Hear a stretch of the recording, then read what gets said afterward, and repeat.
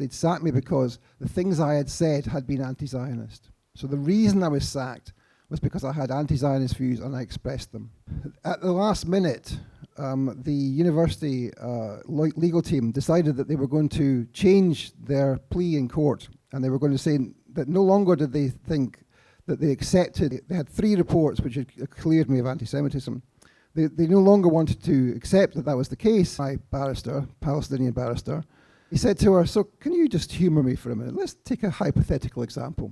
Imagine that all the Anglo-Saxons in Britain determined that all the non-Anglo-Saxons, there's a few of you in this room, should have to leave and go and live in Cornwall or Wales or some place like that.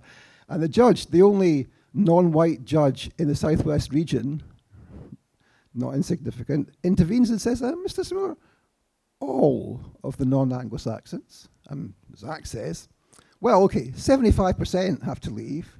The other 25% can remain, but they're denied equal rights in housing, in jobs, in voting, in perpetuity, and none of the 75% who've had to leave can ever come back again, and any Anglo-Saxon anywhere in the world can come and live in Britain. Would that be racist? Oh yes, she says. Oh yes.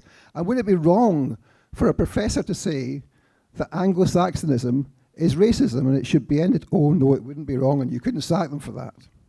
So she had absolutely destroyed the university's case. So she's effectively saying my views were Nazi, and at the same time that Zionism is racism.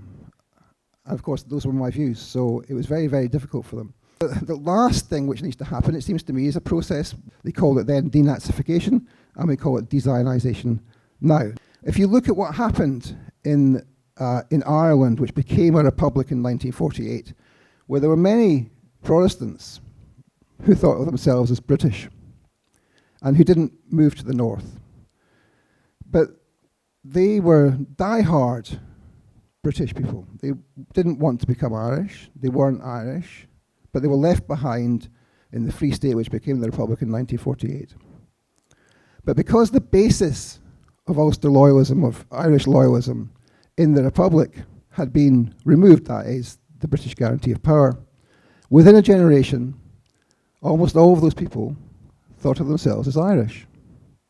And that is the way that Zionism will be ended in the end. It's a long process, but we can get there.